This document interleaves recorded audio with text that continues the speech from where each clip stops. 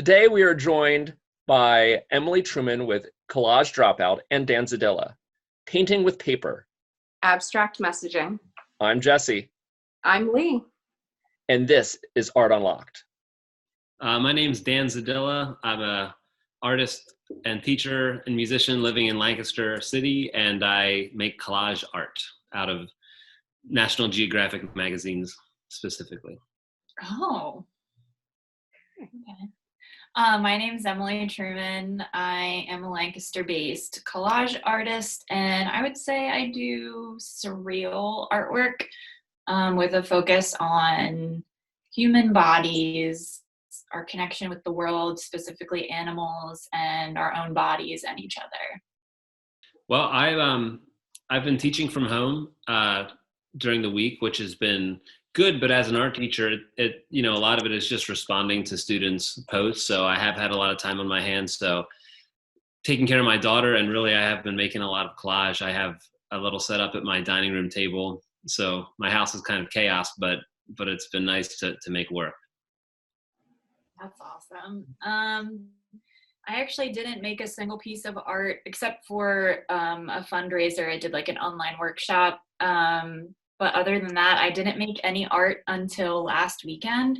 And I've been quarantined for 1 month now, 4 weeks tomorrow. My girlfriend got a mirror and she asked me to collage it for her as like a little fun project for me to do. And that kind of kickstarted it. And now I'm working on a series for her as well. But that's really the only art that I've been doing. That's really it. I'm kind of surprised that I haven't been making more collages, to be honest, but I'm working from home. I do have a bit of anxiety, so I've been really primarily focusing on managing that. Yeah, I mentioned in that post, there was a chat that we were sharing before where I said that, like, in this time, like when I'm creating art that's honest and like worthwhile to me, I have to feel safe being vulnerable in that way. And like all the anxiety I have right now, I can't, like, everything's just, it feels like I'm just going through the motions of making art. That's where I am. So I understand, like, if you're not, don't feel bad about that. Yeah. I mean, I don't feel bad about it. I don't feel guilty for it because, I think mental health is really like top priority right now for everybody. And I'm just surprised that my mental health list of like what I do to take care of that collage isn't number one for me right now. Actually, it was just like very strange. I was like, I'm not upset about it, but I'm just surprised. Mm-hmm.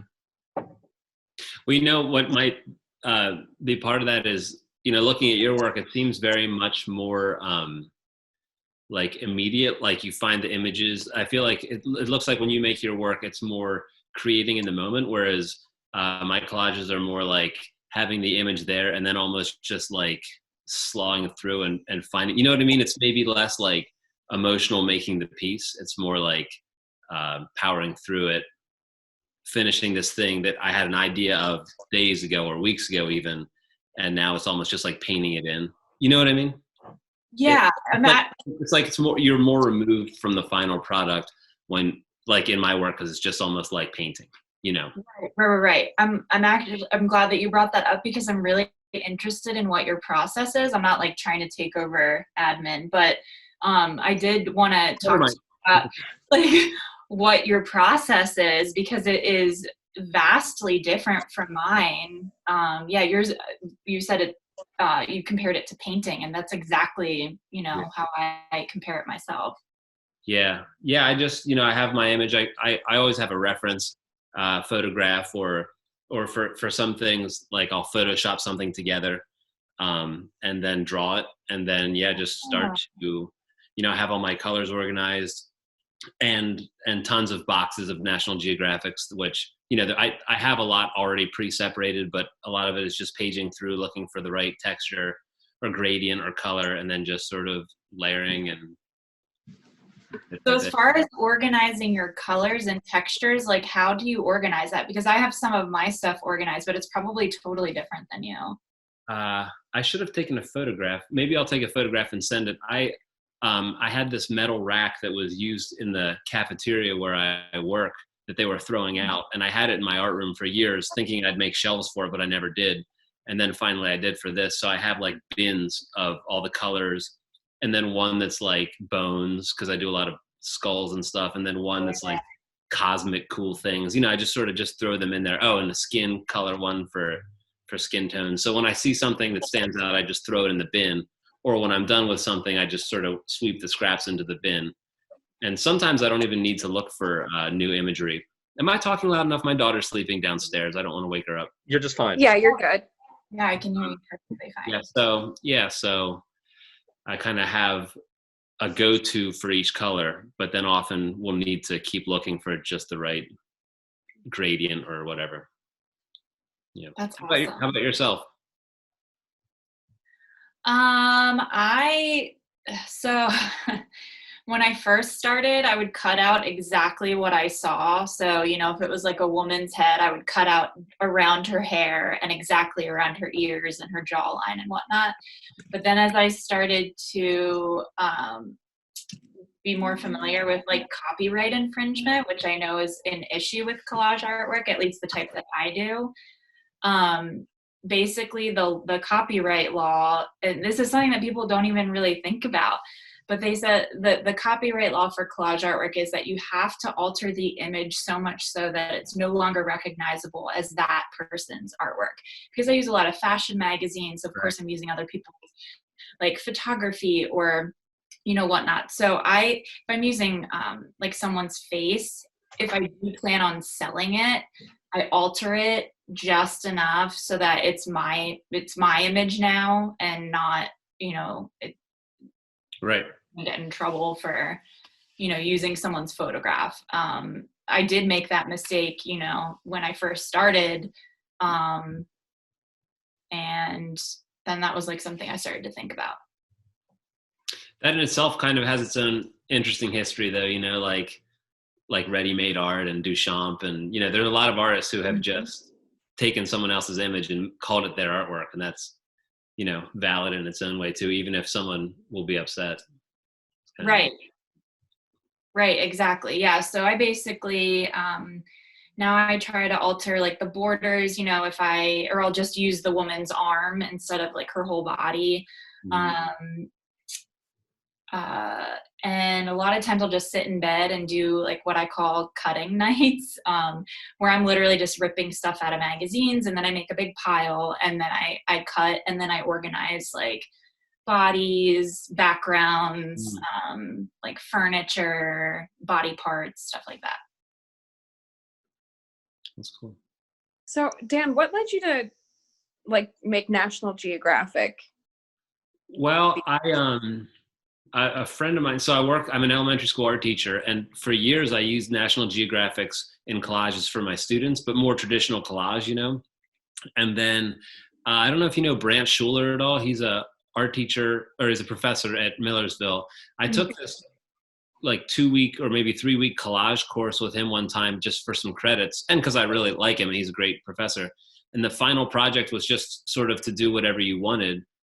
So I decided to try to do something like this. It was a self-portrait kind of in this painterly fashion.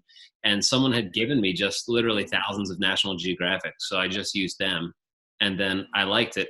It's cool because, it's a creative constraint kind of. So, I just sort of have set this rule for myself. But it's also kind of like a cheating creative constraint because you can find anything. There's such beautiful photography, and I have thousands of them, and they've been around for, 100 years. I have them going back to the late 50s. So really, like, if I look long enough, I'll find that exact thing that I need. So although I call it a creative constraint, it's also like the best possible thing to use because there's just so many beautiful textures and colors. And yeah. So A, because I have a ton of them, and B, because I started it. So I'm sticking with that for now.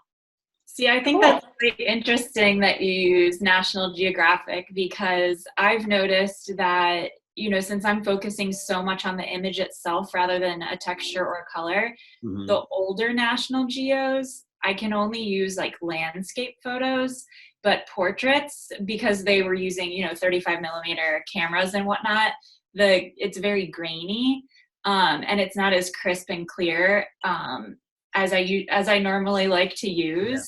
So I try to use like the newer Nat Geo. That's funny because I do the exact opposite, because I find that whether it's because of the photography or the printing techniques, like the colors are pretty washed out and blown out. So like you can make them match really well. So newer Nat Geos are so precise with their color, you can't really pull, they stand out next to each other, but like all the sunsets, for instance, have this sort of like weird peachy glow that I use for skin tones. And, you can take them from different images and they all work well together. Whereas I do have a bunch of new ones that I use sometimes, like when I'm looking for something specific, but they're not nearly as blown out. That's so interesting. Opposite opinions. Yeah, I love it. Yeah. So Dan, let's take a second to talk about one of the pieces that you sent in to us. We'll have Jesse put that up on. Oh, wow. So this is all National Geographic? Yeah. Mm-hmm. It's really big too. It's like 2 feet by 2.5 feet. Well, big for me, for a collage. Wow. Yeah, that's big. Wow. So I would gather that like having all of your colors pre-organized that way would cut down on the amount of time that goes into each piece. But I'm looking at this and there's so many, even just like little pieces in here. It seems like it would have been a very intensive process. Yeah. The one thing that's kind of nice about collage is, like I said, because it kind of all goes together, like the little Punch puppet, like I did his face months ago and then set it aside.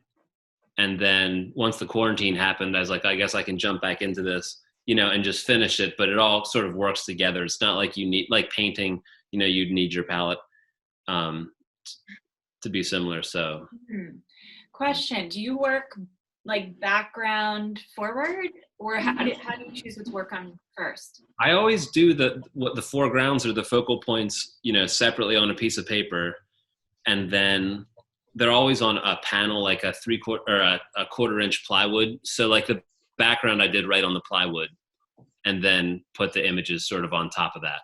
So the more important things I do separately than the backgrounds, and like the little guys in the corner, like I did them separately and then laid them on top and glued it down. That's so cool. Thanks.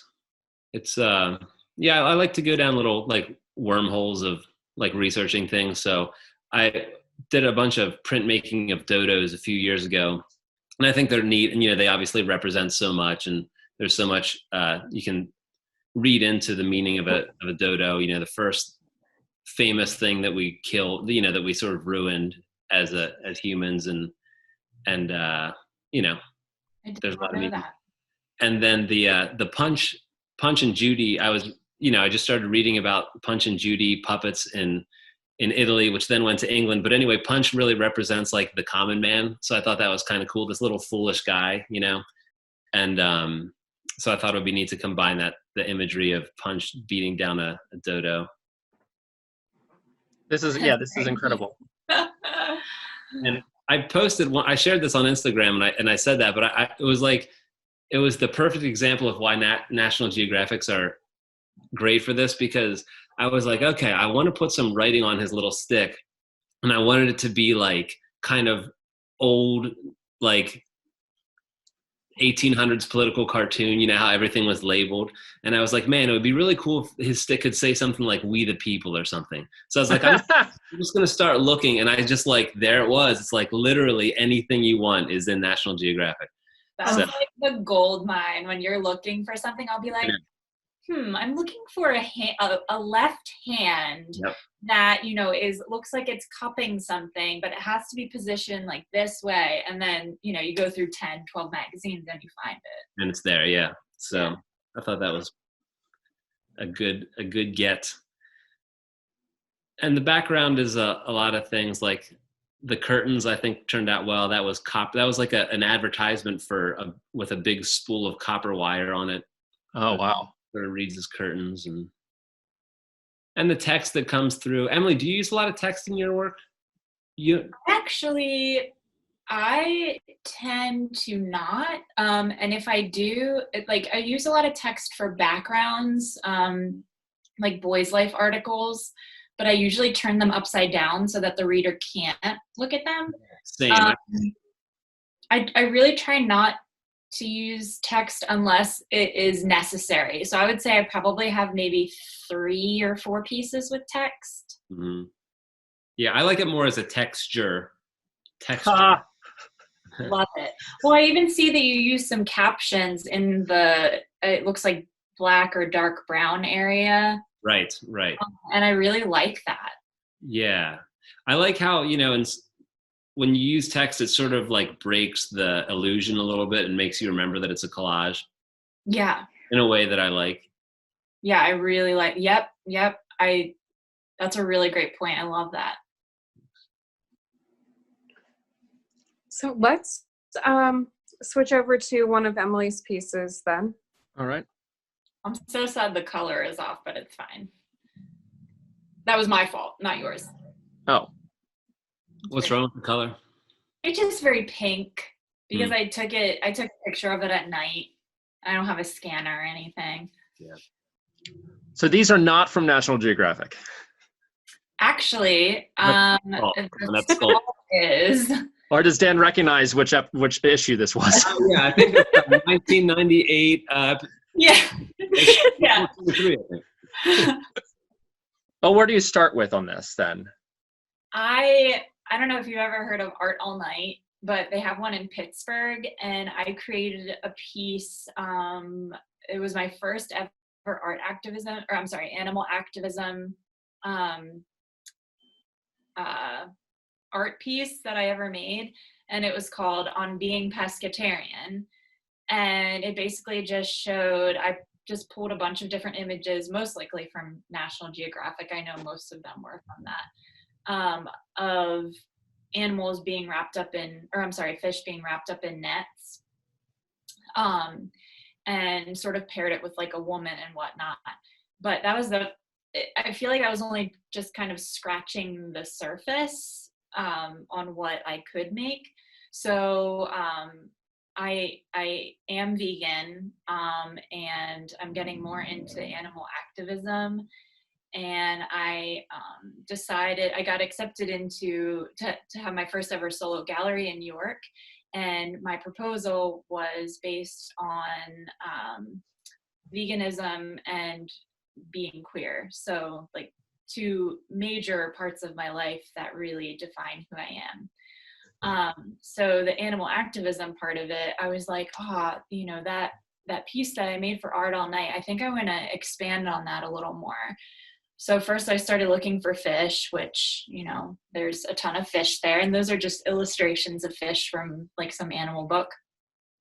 And I would say probably a year ago, I really started taking faces from fashion magazines and cutting them open and having things like flying out of their mouth or coming into their mouth. So the idea here, once it was all said and done, was, this very beautiful woman with like this crown of flowers, which represent life, but then also the skull, which represents death. And there are fish flying out of her mouth, but she's using her hands to try and put them all in. And then there's like these little pieces of netting, like fisherman's netting, that are coming out of her mouth as well, trying to catch the fish so that she can consume them. And it's just sort of like this, we think of our bodies as being alive and being beautiful. So why are we putting dead living creatures into our bodies? It's like there's a quote, I think it's, "My body is a garden, not a graveyard." That's like a pretty popular vegan quote. So I was just kind of going with all of those ideas. I think it's immensely effective. When I was like researching earlier today for this video, I happened to show this particular piece to someone who's not very familiar with your work yet. And they immediately like said that it evoked the feelings of like, it feels like this is a statement on overfishing and the gluttony of consumption.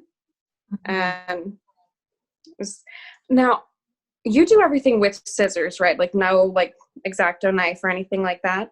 Yes, I get asked this all the time. I do everything with scissors, no X-Acto knife. I've used an X-Acto knife a few times, but the way that I cut things is I actually hold my scissors steady with like my main hand, and then I maneuver the paper. So, you know, I can get these little tiny intricate cuts depending on how this hand is moving.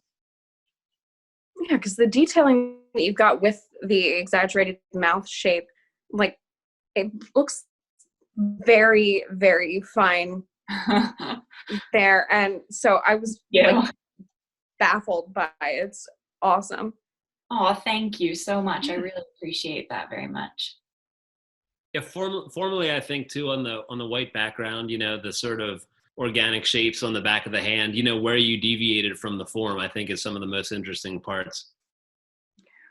Thank you. Yeah, I just kind of started doing those maybe a year ago, especially for portraits. Was her mouth open that wide and you cut into it, or did you hinge that jaw? I hinged that jaw. Hinge that jaw. Hinge that jaw. It's actually the original photo is this girl that's like, I think the top hand is actually hers. So she was like resting on her head, or maybe it was like this. Oh. So I cut this out and then cut her head out and hinged her jaw. And then found, looking through probably 20 to 25 magazines, I found that perfect opposing hand on the bottom. Yeah, like Dan was saying that, the negative space then of what's going on with the hands and the mouth and even the center of where the nets are on the fish is like, it's really powerful and cool. Oh, thank you. All right, so I couldn't do that. No. You are so talented. Thanks. So are you doing this at like, what is your cutting method? We just went over Emily's cutting method. I agree with Emily. I only use scissors. Every once in a while I'll use, the thing I don't like about X-Acto knives is they cut so cleanly that then you can kind of see the side of the paper and it leaves this white line. Yep. Whereas I think the scissors are sort of crimping that edge together so you don't really see the edge of the paper as much. Wow. I completely agree. And if I find that with scissors, like if I accidentally angle them, I will like just do a little trim to trim that white part off. Yeah, because that can be, or just like we said about the text, sometimes that can be kind of interesting to break the illusion a little bit, but not all the time. Yeah, I just kind of layer and layer. And as I do this more, I think I get a little bit better about making decisions. Like in this one, this was an earlier one. I'm very happy with it, but like, I think that I really kept finding a better piece and a better piece to overlap. So like, I feel like this one is probably thicker than my newer ones because it took me longer to create the illusion. Whereas I think, and I see faces in the background too. Yeah, the background was just red. I do some, and I should get more back into this, but I do some like decollage techniques too, like peeling away or like that background is all red and then I kind of lightly sanded it to give it a little more texture. Wow. Which can look really cool if you have like a really thick glue up that starts to wrinkle. So I've done a couple birds. I had a few commissions to do birds and I'll like glue up a real thick layer and let it wrinkle and press it. And then when it dries, sand it really hard. And it almost gets like this birch tree texture of like the white, wrinkly stripes. So I do like some of that too, kind of manipulating the paper beyond just what's on it. What kind of glue do you use? Elmer's, baby. Do you use liquid or gel or glue stick? Yeah, just white glue, just Elmer's white glue. Awesome. Yeah, because it doesn't yellow. It's cheap. It's readily available, pretty easy to work with. It dries clear. Another thing I've been doing is maybe the past 4 pieces I've covered with the acrylic varnish, like a Liquitex acrylic varnish, and that's really nice for the little areas where there are glue imperfections. Yeah. The whole thing is satin sheen, and then they basically disappear. So that's kind of nice. Interesting. Okay. But And are you using like a foam brush or a paintbrush or just your finger, or how are you applying it? I actually use an X-Acto knife to glue, and as I use the knife, the glue dries and builds up on the knife and makes like a lump on the end. And the lump has actually, I'll go get it at some point. I'll bring it up. It's kind of funny to look at. It's like, I have one that I have the smaller detailed ones. I'll break that lump off every once in a while so they don't get too big. But I have this one that I've kept using, and the little lump on the end has grown and grown, and it's like this big gnarly glue fingernail. But it's good for big pieces. It can, smear a big area of glue, just I feel like only collage artists would understand how freaking cool that is. Like, you know what I mean? Yeah. That's so awesome. It's kind of gross looking, but it really does work. I love it. What do you use? Brushes? No, I use glue sticks. Oh, glue sticks, really? Yeah. So my only fear about glue sticks is I feel like they don't age well. Okay.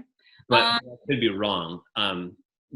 Like I said, as an elementary school art teacher with little kids, but little kids probably aren't doing a great job applying it. Well, Scotch, is it Scotch? Yeah, because Scotch makes tape.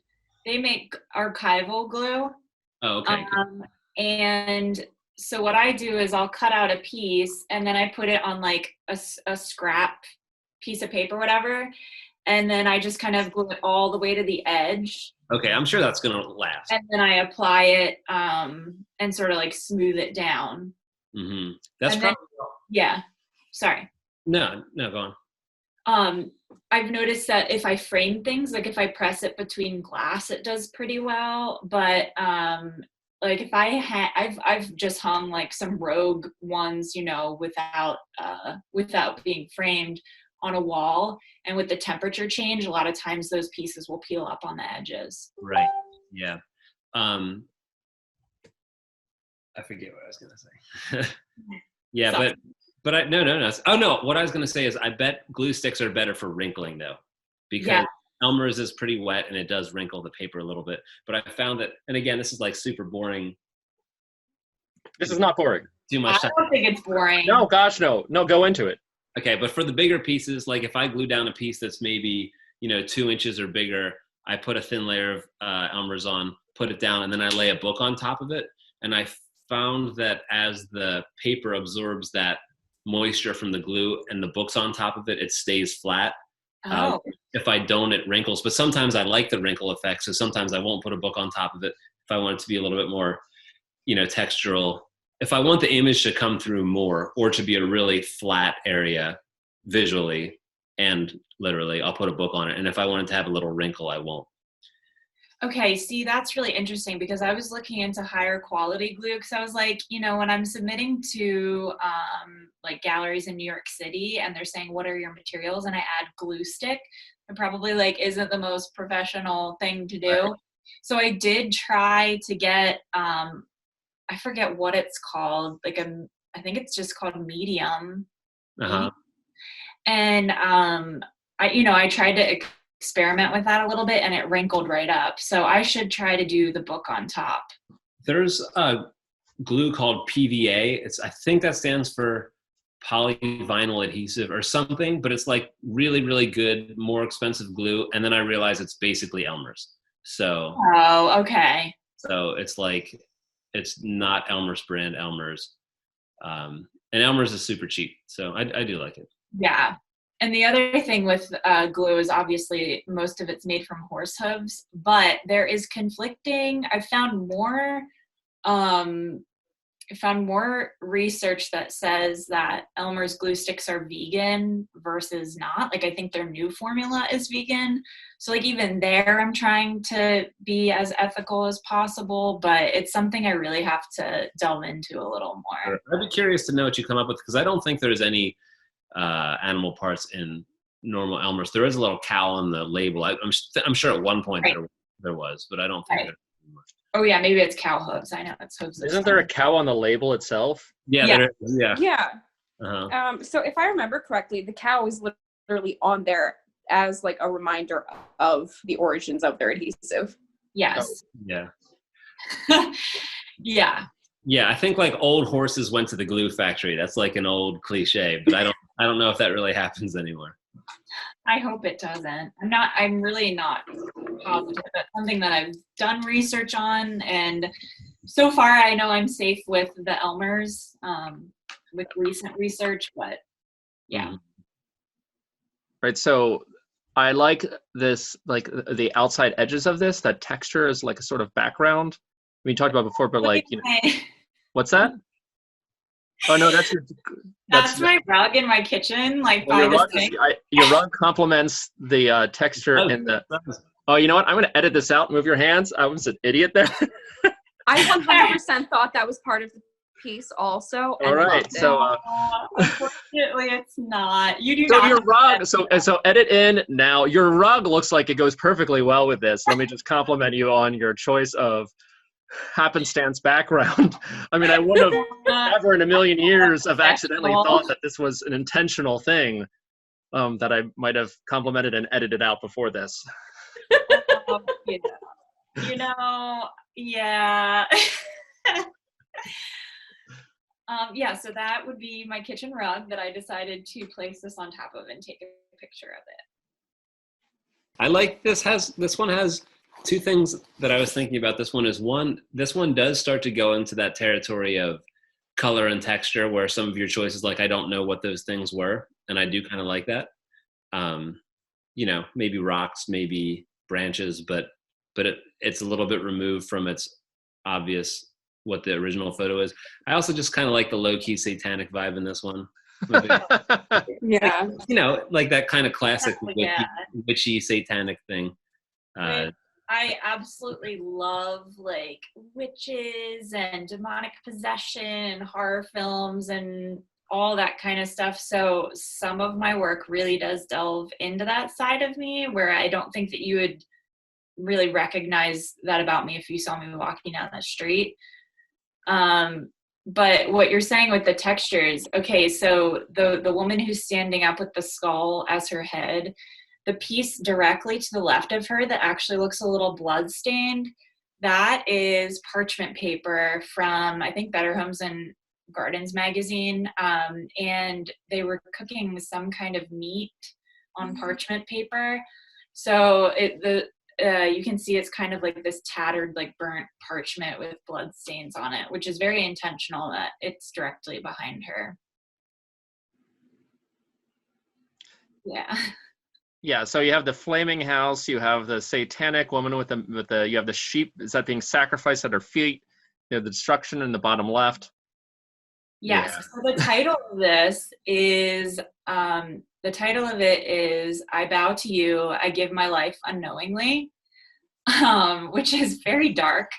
But the woman is meant to represent human beings and how we are so proud of, being carnists and meat eaters and whatnot. And then the little lamb that is at her feet, who looks like it's bowing to her, the original photo, the lamb was actually drinking from his mother. So I think that's a little interesting of a take of, taking it from its original context and placing it, as the little baby bowing to this human being. And this is obviously just a commentary on how animals give their lives to us without knowing that they're gonna die, and then we eat them. Very dark, very depressing, but very real in everyday life. These pieces, like our work isn't superficially very similar, but like that dodo piece, like these are two pieces where two figures where one represents kind of humanity and the other represents like animal or the natural world being taken advantage of. It's kind of yes, and I didn't know the research of dodo birds that was one of the first things that humans destroyed. I mean, I'm definitely gonna take that knowledge and research it after this interview. That's really interesting and very tragic, honestly. Yeah. Yeah, I definitely see similarities in that. There's a Goya painting. I think it's called The Witch's Sabbath. Have you ever seen that painting? You should look it up. It's good. It's like a bunch of it. It would almost be campy if he weren't so cool. It's just like a bunch of kind of women sitting around a fire, and there's like a goat, like a guy with a goat's head sitting there, and it's just super satanic. And in the 1800s, I'm sure it was very shocking and controversial. But that's what I thought of when I saw this. Holy crap! Okay, yeah, I definitely want to see that for sure. Yeah, this is nice. Lee, should we go to one of the ones you picked, or the one that was specific that relates to this, or do we go for all of the? Yeah, we've gone through the ones that they've selected. Now we move on to our next segment of ambush images. Oh my gosh! So let's bring up one for Dan. Okay, we'll bring up one for Dan. Oh, what? That's just a zoom in on a larger piece. But that's all right. Well, yeah, I really wanted to just have you talk about like the symbolism in this, because there are just a lot of layers of things that I'm seeing here, and I would love to hear your perspective on it. Well, this piece was titled Velvet, Vervet, Peach, and Onion, because it was a still life I made. I collect skulls, so I have a vervet skull, which is like a small monkey. So I did a still life of a peach, the vervet skull, and the onion, which, formally just are three similar small round objects, which had it was just a still life, but then the imagery in it,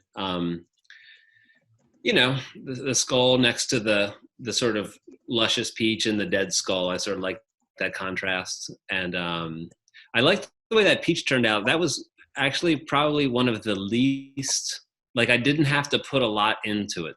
I felt like the pieces I found really worked out pretty well, and it looked like a peach.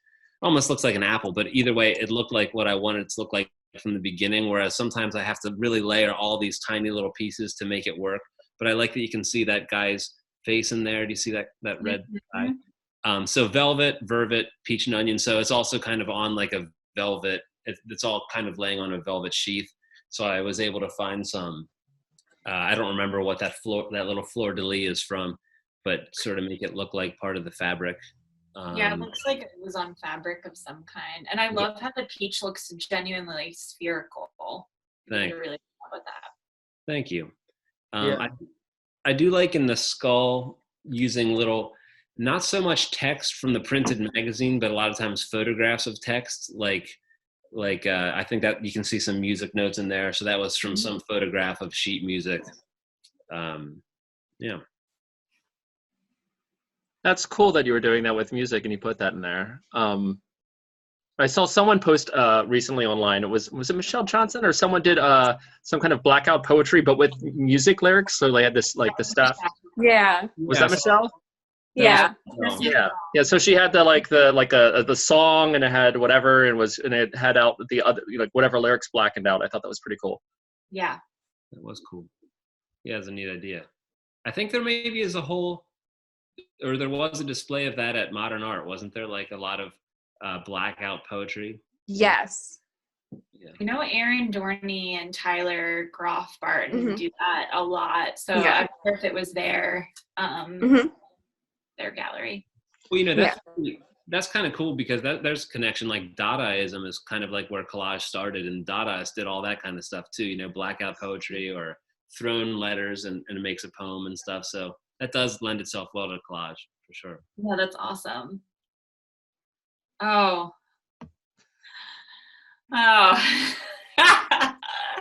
Ambush. Oh boy. So Lee picked this. Sweet. And Lee and I had vastly different interpretations of this.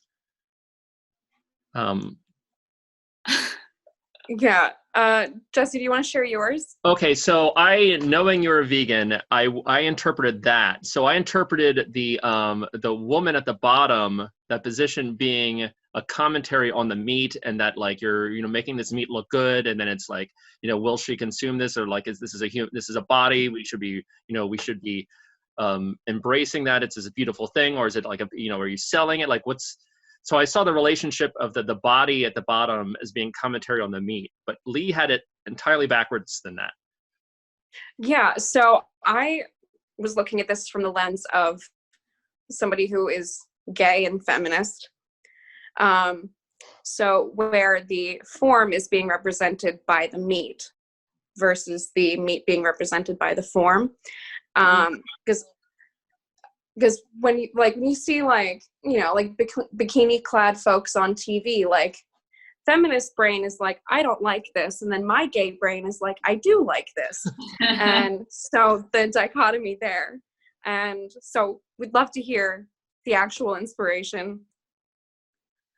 So this, I'm like 95% sure that I did this in response to a prompt to Inktober, which I know Inktober is usually for people who draw or paint. But I decided I love challenges and constraints, like artistic constraints like Dan does. So I thought it'd be interesting to respond with collage. And I forget what the prompt word was, but Jessie actually has more of the correct representation. See, I feel like I sound like such an angry vegan on this, which, you know, I am, but I try not to come across that way. But I'm just going to be like straight up with what this means to me. So obviously the woman is a sentient being who has, you know, thoughts and feelings and intelligence and whatnot. But when we eat meat, all we see is that little sliver on the left. And we don't really think about, you know, where it comes from. For some reason, there's just like this huge disconnect in humans where we don't really see what we're eating as being anything than a meal that's on our plate, or something being served to us. So yes, that connection that Jessie made is correct. So it's just kind of asking yourself, what do you see? Do you see this as a previously living being and you just don't care and you want to eat the meat? Or are you disconnecting how that got to your plate? Cool. Actually, my first interpretation was something slightly different, but then I knew it couldn't have been what you had. Yeah, I'm going to say it. So Yes. I have a very close person I know to me. it's going to be queer as fuck too. Yeah, a person very close to me, Hannah, she's also a vegan, and Hannah has said that in late stage capitalism, you know, there's no ethical consumption in late stage capitalism except for two things. One, unless you eat the rich, or two, if you eat ass.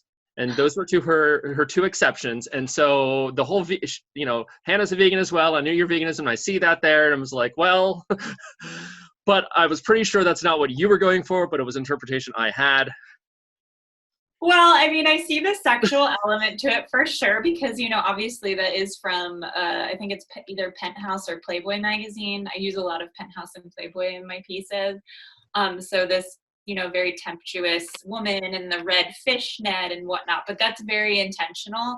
I think it's interesting to draw alignment with like food and sexual temptation, because I don't know, there's a lot of linears to those, but we could really get into that, or I think I'm just gonna not. So I pegged this one because it was a neat idea. I was talking with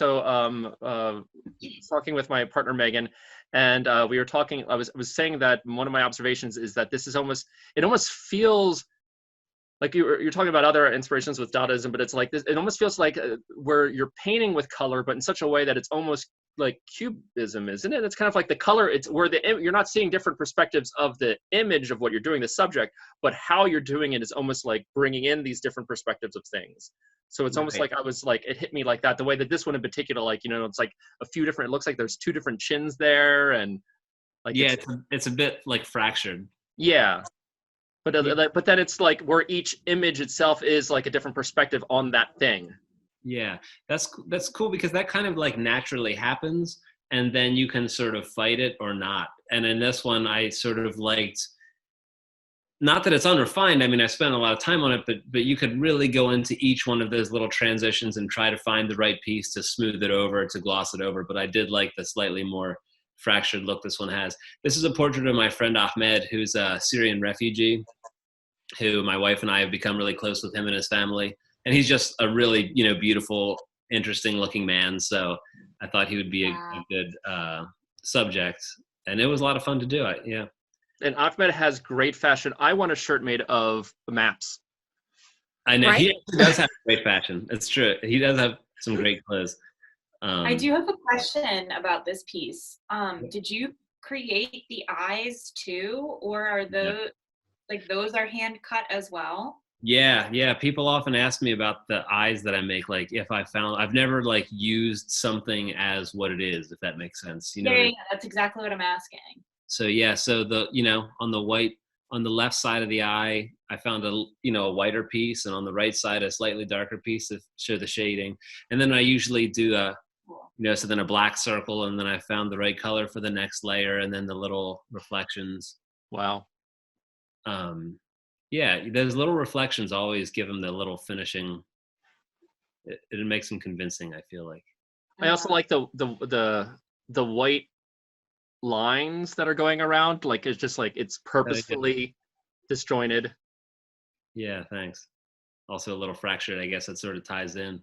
Yeah. I do like often, and these magazines often have so many borders and things. So especially if I'm doing a background that's like a solid color or whatever, I do sort of like to often build in some sort of a border, not a perfect border, but something like that just sort of adds a little bit more compositionally and some compositional interest, I guess. So I'm coming from the perspective of a portrait photographer. And when I do my work, I want there to seem like there's a story behind this. And I look at this piece and he looks like he's lived so many lives and has so much to tell. And like I have like an emotional response of curiosity and fascination with this. And I think a lot of that is conveyed with the way that you did the eyes. Thank you. That's a great compliment. Yeah, I mean, he does have that way about him. I mean, I can't take credit. I recreated the photograph that I took of him. He is a vastly interesting man, for sure. And his mustache is made out of a honey badger. Oh, that's Awesome. In this photo, not in real life. Okay. What is his hair? Is that part of the honey badger as well? I don't remember. I do think, yeah, there is some honey badger in there. I think it's a lot of animal fur. It's really interesting. But again, his skin is, I would say, probably 90% sunsets. Those old National Geographic, the sunsets are very washed out and a lot of skin tones in them. Wow. It's almost like you want to include that information, like in the description of this. That would be in the artist statement. Yeah. Okay. I love it. No, it's true though. Like I agree. Like it is. I've always struggled with artist statements because often I feel like they, you know how it is. They're hard to write without sounding pretentious. But with Right. with this art I've been making lately, when I had only one show so far, I have another one coming up in September. But I was all about the artist statement because I did want people to know what it was, and yeah, I think it has more meaning when you realize how it was made. Yeah, the disconnect. If I'm gonna slight tangent here. With artist statements, with visual arts, it's one thing. I think as a musician, I've done an artist statement where I've totally lied on like on the piece that I was like at a recital, and there was a piece that was being performed. It was before it was going to be performed. I had this statement of it, and it's like in the classical world, it's almost like wine descriptions. Yeah, like it's like you'll read the description, but then when you're drinking it, you don't think about what you just read. And everyone's reading it because they're doing nothing else when they're just sitting there in this like classical situation of just sitting down. So I just literally lied, like knowing that that's what was going to happen. I lied what was going to happen in the piece from the start to finish. And I purposely scheduled it so that the piece didn't start on time. So everyone had to read it. They had nothing else to do but to read the program on the piece they're about to experience. and no one called it out and was like, hey, you said all these things happen in the climax, and literally nothing happened in the climax. Everyone stopped, the performers stared at the audience for 15 seconds, and then they went back to playing. So that was the climax of the piece, and what was written down was like fireworks going off, train whistles, explosions, and like this big, huge thing, and no one like called me out, but I'm sure they all had time to read it. Anyway, So That funny. itself is its own piece, right? yeah, it was. That was secretly the piece. It was Right. Now But you then speak. artist statement for that. Yeah, I should have had a second one as they were leaving. By the way, you are the art. Right. If I could talk a little philosophically though with you on this, like we were talking a little bit on like how it's almost like found art in a way, like, and you are a musician then as well. So when you're like, how does this relate to music? Like we were talking about copyright and issues like that. I mean, do you have like different philosophies of like, you know, if you write your own music, it's not like you're taking someone else's music and writing it. Like how would that compare? Like, do you have issues at all with that, or how does that work with you? Yeah, it's almost like sampling in the visual world. Mhm. I don't know. I tag, sometimes I'll tag National Geographic. Like I would love for them to notice. I don't think that they would give me any hard time, about it. There's a guy I know, I guess I could call him a friend now. I've met him a couple times. He's an incredible collage artist named Mark Wagner. I don't know if you know Mark Wagner. He lived in New York and he lives in Lancaster now, and he only uses a dollar bill. So good. It's like incredibly good. But if he's not going to get in trouble for cutting apart a dollar bill thousands of times, I don't think I could get in too much trouble for using National Geographic. I mean, everything comes from somewhere. And especially if you remove it down to its little parts, it's almost like paint, right? It is like paint. It would be like getting in trouble for using someone's paint to Yeah. paint. I don't know. Yeah, I've thought about that. And, you know, moving forward, I've wondered if I should play up the National Geographic thing. Like, I like that as a creative constraint, but that is a property owned by someone. Whereas if I just said magazines, I think it's slightly less interesting than one magazine. Mhm. I don't know. I guess I'd have to hear from the good folks at National Geographic before I made a decision. Well, with music, I would say like if I'm performing something, I'll say like I performed this on a cello. Now I didn't make the cello, so obviously there's like, you know. Right. So I mean, do I have to give credit to the person who made the cello, or whoever grew the wood that the wood is from, and all those things, or whoever made the strings and the bow and all the teachers who I've had? Like, do I have to credit them every single time? Right. So I just wanted to see like not like legally where anyone matters, but like philosophically, like how do you like what do you consider with this? Well, I think it would probably just be dependent on how interesting it is, right? If your cello was made from some interesting wood, or if you had an interesting teacher that impacted the specific piece, then I'd probably want to hear that. If you didn't, then it probably wouldn't matter. Yeah. You know, this piece is probably less interesting as a painting than it is as a collage. So I would probably share that information. But I probably wouldn't share, you know, the type of plywood it's on or that it's Elmer's glue, because nobody cares. Right. Well, speaking of Maybe. things that are of maybe not a painting as much as they are a collage, but here's a photograph that is also a collage. Yes. Oh my gosh. My friend Mark and I had been wanting to do this forever. And we finally did it. So we actually talked with Mark 2 days ago and brought up this same picture. Oh, cool. Yeah, like, and so I proposed it then as one of the most effective collaborations I've seen. Oh, thank you. Yeah, like it melds so much of who the two of you are as artists, and like at the same time you see both influences. You know, like nothing is overshadowing anybody in this, and I would just love to hear about the experience from your perspective. So basically, I spent some time ripping out different eyes, noses, and mouths from both male presenting and female presenting models in fashion magazines and ads.